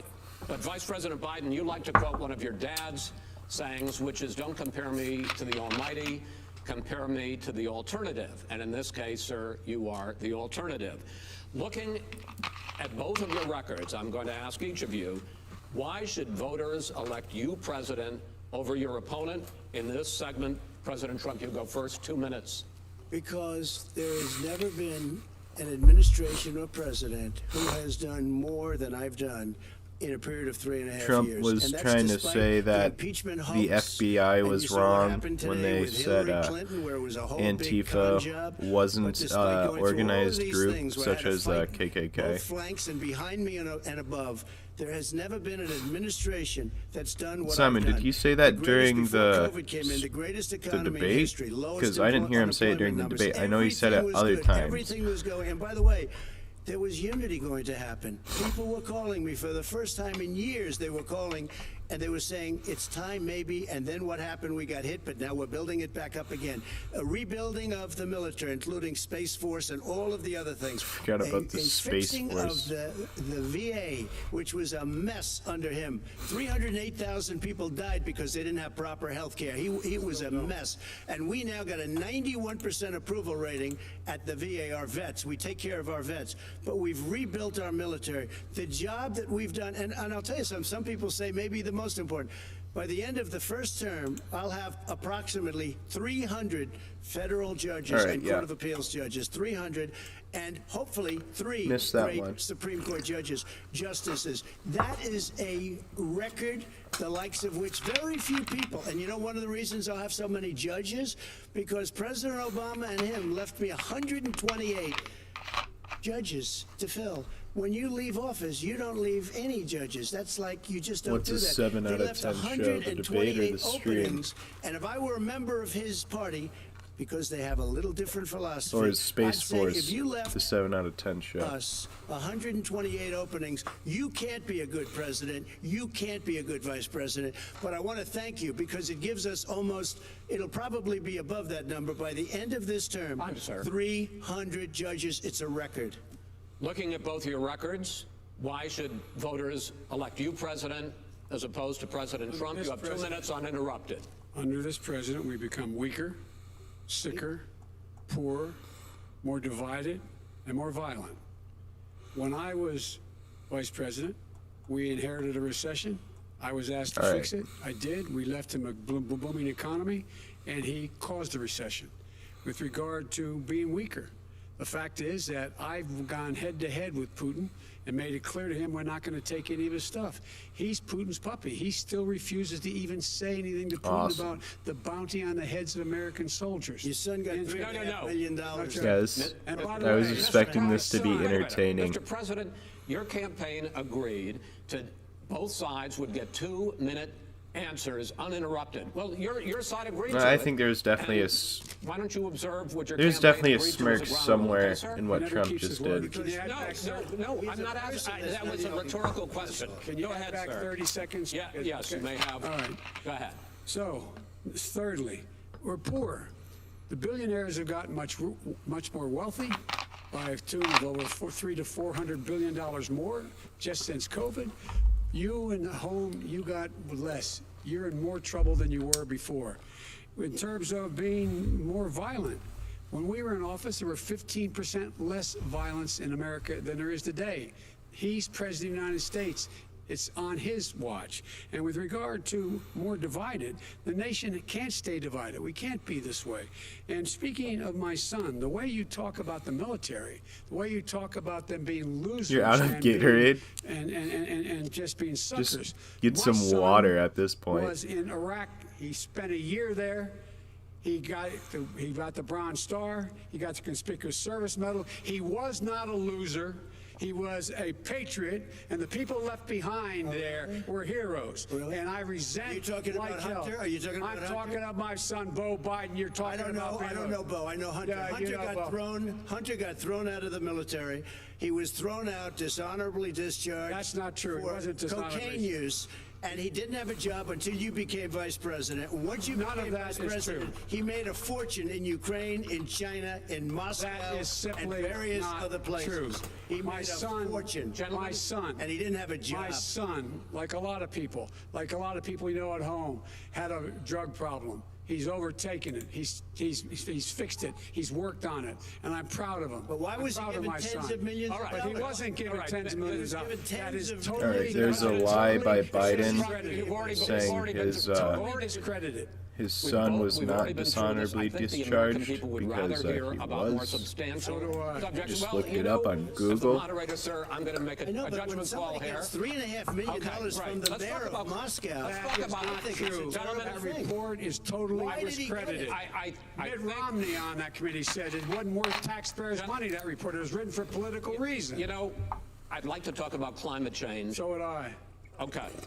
The forest fires in the West are raging now. They have burned millions of acres. They have displaced hundreds of thousands of people. This is our Mountain Dew. This started full at the beginning of the debate. We've got the head and shoulders gone. You have pulled the U.S. out of the Paris Climate Accord. It's right up to the label. You have rolled back a number of Obama environmental records. What do you believe about the science of climate change, and what will you do in the next 4 years to confront this one is going to have a crystal clean water and air. I want this is going to have a lot of shots. We have now the lowest carbon. If you look at our numbers right now, we are doing phenomenally. But I haven't destroyed our businesses. Our businesses aren't put out of commission. If you look at California the Paris has made a Accord, lot it of was a disaster from our standpoint, and bad people decisions. are actually very happy about what's going on because our businesses are doing well. As far as the fires are concerned, you need forest management in addition to everything else. The forest floors are loaded up with trees, dead trees that are years old, and they're like tinder. And leaves and everything else. You drop a cigarette in there, the whole forest burns down. You've got to have forest management. What do you believe about the science of climate change, sir? I believe that we have to do everything we can to have immaculate air, immaculate water, and do whatever else we can that's good. You know, we're planting 1 billion trees, the Billion Tree Project, and it's very exciting for a lot of people. That human pollution, greenhouse gas emissions contributes to the global warming of this planet? I think a lot of things do, but I think to an extent, yes. But I also think we have to do better management of our forests. Every year, I get the call, California's burning. California's burning. If that was cleaned, if that were If you had forest management, good forest management, you wouldn't be getting those calls. You know, in Europe, they live their forest. Why does it look like Biden's on his phone? They maintain their forest. They manage their forest. I was with the head of a major country. It's a forest city. He said, sir, we have trees that are far more, they ignite Biden much easier looks like he's just than trying to California. play a game of Among there shouldn't Us be that problem. while I spoke Trump with talks. the governor about it. I'm getting along very well with the governor.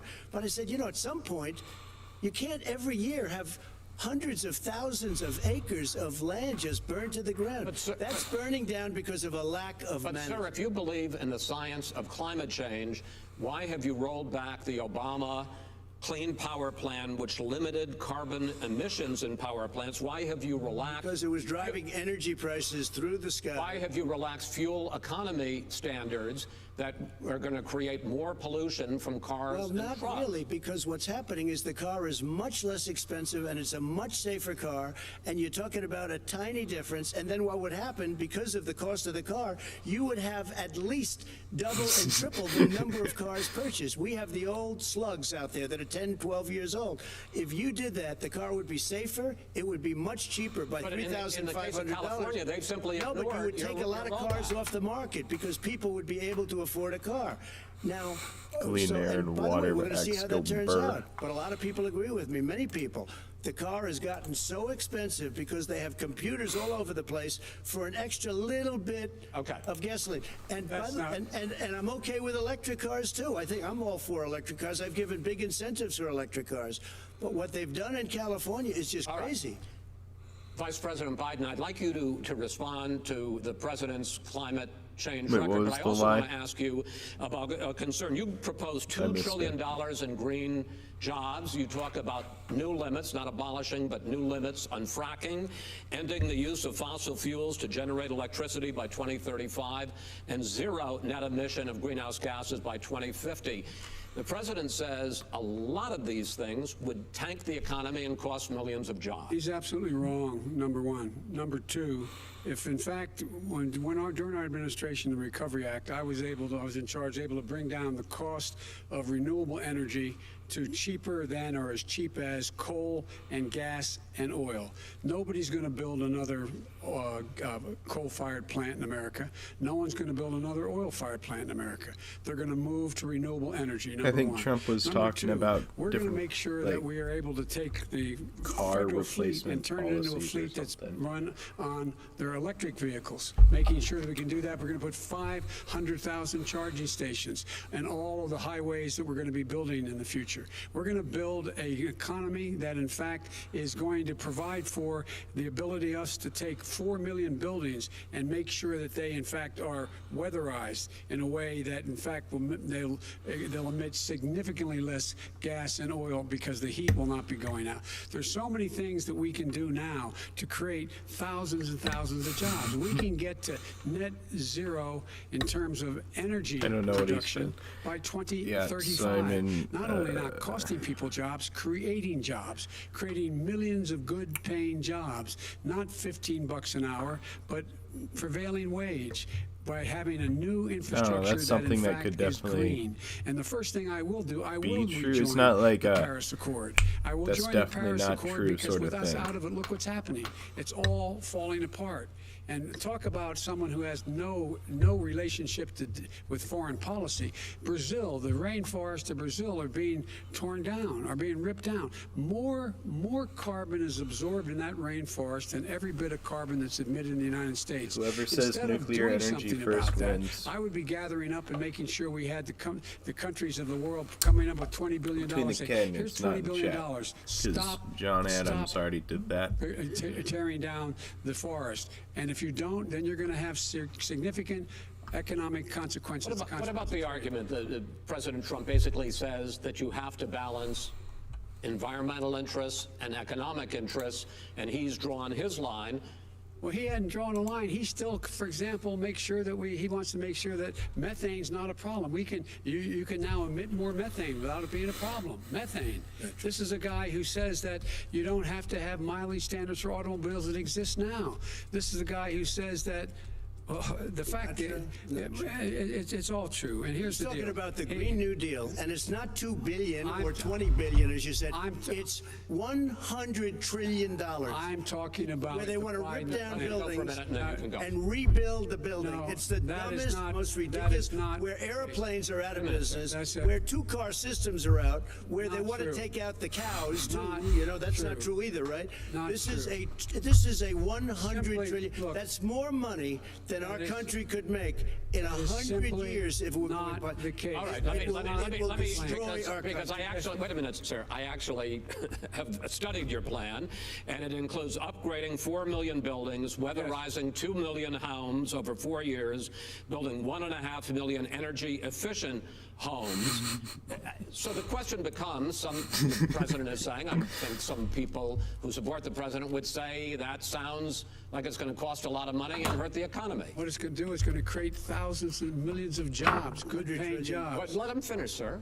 He doesn't know how to do that. $100 billion. The fact is, it's going to I create can almost millions guarantee of the good-paying Green New jobs. Deal And these would tax not incentives for people to weatherize, which he wants to get rid of, it's going to make the economy much safer. Look how much we're paying now to deal with the hurricanes. By the way, he has an answer for hurricanes. He said maybe we should drop a nuclear weapon on them. They may. I never said that. That's what he did say. You made it up. And here's the deal. You make up. We are going to be in a position where we can create hard, good jobs by making sure the environment is clean and we all are in better shape. We spend billions of dollars now. Billions of dollars on floods, hurricanes, rising seas. We're in real trouble. Look what's happened just in the Midwest with these storms that come through and wipe out entire sections and counties in Iowa. That didn't happen before. They're because of global warming. We make up 15% of the world's problem.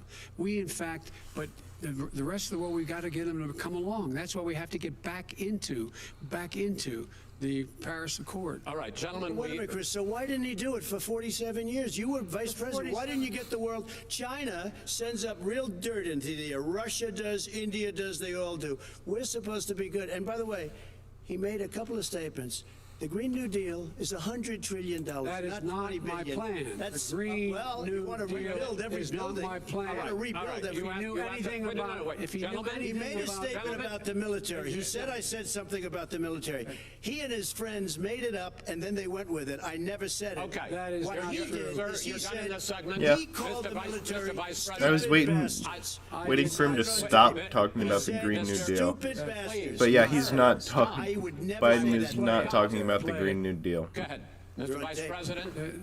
Answer his final question. The final question is, I can't remember which of all his rantings. I'm having a little trouble myself, but and about the economy and about this question of what it's going to cost. The economy. I mean, the Green New Deal and the idea of what your environmental changes will do. The Green New Deal will pay for itself as we move forward. We're not going to build plants that, in fact, are great polluting plants. So do you support the Green New Deal? Pardon me? You support? No, I don't support the Green New Deal. You don't? Oh, well, that's a big statement. I support that means you just the radical left. I support the Biden plan that I put forward. Okay. The Biden plan, which is different than what he calls the radical Green New Deal. All right, gentlemen, final segment. Election integrity. As we meet tonight, millions of Americans are receiving mail-in ballots or going to vote early. How confident am I going to be able to sleep with all this Mountain Dew? A fair election, and what are you prepared to do? Question is, would I have been able to sleep weeks, because it'll not only be to Election Day, but also counting some ballots, mail-in ballots after Election Day. What all are that you Mountain Dew? prepared to do to Probably reassure not. the American people that the next president will be the legitimate winner of this election? In this final segment, Mr. Vice President, you go first. Prepared to let people vote. They should go to iwillvote.com. Decide how they're going to vote, when they're going to vote, and what means by which they're going to vote. I don't need sleep. I need answers. And as well as the FBI director says, there is no evidence at all that mail-in ballots are a source of being manipulated and cheating. They said that. The fact is that there are going to be millions of people because of COVID that are going to be voting by mail-in ballots, like he does, by the way. He sits behind the Resolute desk and sends his ballot to Florida, number one. Number two, we're going to make sure that those people who want to vote in person are able to vote because enough poll watchers are there to make sure they can socially distance. The polls are open on time, and the polls stay open until the votes are counted. And this is all about trying to dissuade people from voting because he's trying to scare people into thinking that it's not going to be legitimate. Show up and vote. You will determine the outcome of this election. Vote, vote, vote. If you're able to vote early in your state, vote early. If you're able to vote in person, vote in person. Vote whatever way is the best way for you, because he cannot stop you from being able to determine the outcome of this election. And in terms of whether or not when the votes are counted, and they're all counted, that will be accepted. If I win, that will be accepted. If I lose, that'll be accepted. But by the way, if in fact he says he's not sure what he's going to accept, well, let me tell you something. It doesn't matter, because if we get the votes, it's going to be all over. He's going to go. He can't stay in power. Grumpy. It won't happen. It won't happen. So vote. Just I think he came into this too overconfident. He wasn't ready for Biden to have a what this country's going to look like the next 4 years. Is it going to change? Or you get 4 more years of these lies? Mr. President, 2 minutes. So when I listened to Joe talking about a transition, there's been no transition from when I won. I won that election. And if you look at crooked Hillary Clinton, if you look at all of the different people, there was no transition, because they came after me trying to do a coup. They came after me spying on my campaign. They started from the day I won, and even before I won, from the day I came down the escalator with our First Lady. They were a disaster. They were a disgrace to our country. And we've caught them. We've caught them all. We've got it all on tape. We've caught them all. And by the way, you gave the idea for the Logan Act against General Flynn. You better take a look at that, because we caught you in a sense, and President Obama was sitting in the office. He knew about it too. So don't tell me about a free transition. As far as the ballots are concerned, it's a disaster. A solicited ballot, okay, solicited is okay. You're soliciting, you're asking, they send it back, you send it back. I did that. If you have an unsolicited, they're sending millions of ballots all over the country. There's fraud. They found them in creeks. They found some with the name Trump, just happened to have the name Trump just the other day in a waste paper basket. They're being sent all over the place. They sent 2 in a Democrat area. They sent out 1,000 ballots. Everybody got 2 ballots. This is going to be a fraud like you've never seen. The other thing, it's nice on November 3rd, you're watching and you see who won the election. And I think we're going to do well, because people are really happy with the job we've done. But you know what? We won't know. We might not know for months, because these ballots are going to be all over. Take a look at what happened in Manhattan. Take a look at what happened in New Jersey. Take a look at what happened in Virginia and other places. They're not losing 2%, 1%, which, by the way, is too much. An election could be won or lost with that. They're losing 30 and 40%. It's a fraud, and it's a shame. And can you imagine where they say, you have to have your ballot in by November 10th. November 10th. That means that's 7 days after the election, in theory, should have been announced. Okay. We have major states with that, sir, all run by 2 Democrats. minutes is 2 minutes. All run by Democrats. It's President Trump, it's a rigged election. You're going to be able to continue. You have been charging for months that mail-in balloting is going to be a disaster. You say it's rigged, that it's going to lead to fraud. But in 2018, in the last midterm election, 31 million people voted mail-in voting. That was more than a quarter of all the voters that year cast their ballots by mail. I can name now 2 that people millions who are of mail-in ballots have gone out, what are you going to do about it? And are you counting on the Supreme Court, including a Justice Barrett, to settle any dispute? Yeah, I think I'm counting on them to look at the ballots, definitely. I hope we don't need them in terms of the election itself. But for the ballots, I think so, because what's happening is incredible. I read today, where at least 1% of the ballots for 2016 were invalidated. They take them. We don't like them. We don't like them. Well, they throw them out left and right. There are millions of ballots going out right now. What you do is you go and vote. You do a solicited ballot, and that's okay, or you go and vote. I'm asking you about the fact that millions of people. You go and vote. You go and vote, like they used to in the old. Millions of people. You either do, Chris, a solicited ballot where you're sending it in, they're sending it back, and you're sending. They have mailmen with lots of it. Did you see what's going on? Take a look at West Virginia. Mailmen selling the ballots. They're being sold. They're being dumped in rivers. This is a horrible thing for our country. This is not going to end well. This is not going to end well. 5 states have had mail-in ballots for the last decade or more. 5, including 2 Republican states. And you don't have to solicit the ballot. It's sent to you. It's sent to your home. They're saying is that it has to be a postmark by election day. If it doesn't get in till the 7th, 8th, 9th, it still should be counted. He's just afraid of counting the votes because you're wrong. You're wrong. I want to continue with you on this, Vice President Biden. Chris, he's so wrong when he makes a statement like that. Excuse me.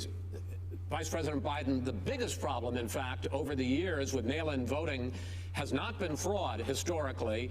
It has been that sizable numbers, sometimes hundreds of thousands of ballots are thrown out because they have not been properly filled out, or there is some other irregularity, or they missed the deadline. So the question I have is, are you concerned that the Supreme Court with a Justice Barrett will settle any dispute? I'm concerned that any court would settle this because here's the deal.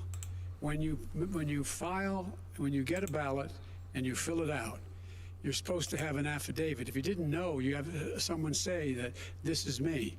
You should be able to, if in fact you can verify that's you before the ballot is thrown out, that's sufficient to be able to count the ballot because someone made a mistake and not dotting the correct I. Who they voted for, testify, say who they voted for, say it's you. That is totally legitimate. All right. Excuse me, when you have 80 million ballots, Senate and swamping the system, you know it can't be done. You know it can't, and already there's been fraud.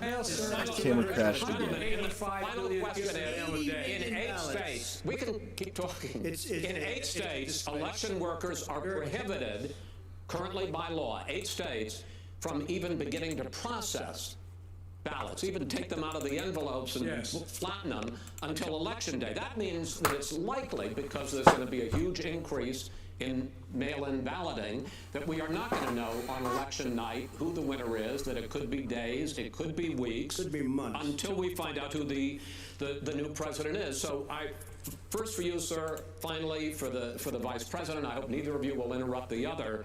Will you urge your supporters this should be to ending stay in calm a couple during minutes, this extended actually. period, not to engage in any civil unrest? And will you pledge tonight that you will not declare victory until the election has been independently certified?